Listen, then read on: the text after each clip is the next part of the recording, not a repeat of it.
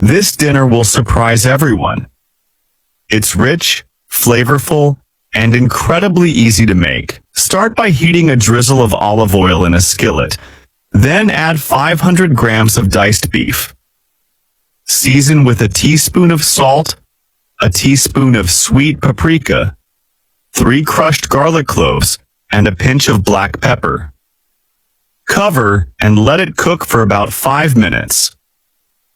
Meanwhile, mix 200 milliliters of water, 50 milliliters of soy sauce, and 1 tablespoon of cornstarch in a small bowl to make the sauce.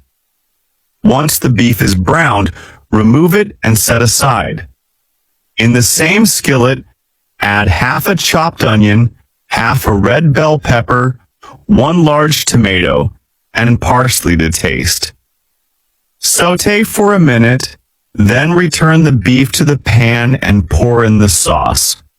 Stir until it thickens slightly and coats the meat and vegetables. Finally, add 150 grams of pre-cooked spaghetti and toss until everything is well combined and glossy. A hearty, saucy meal ready in minutes. What do you think about this amazing recipe?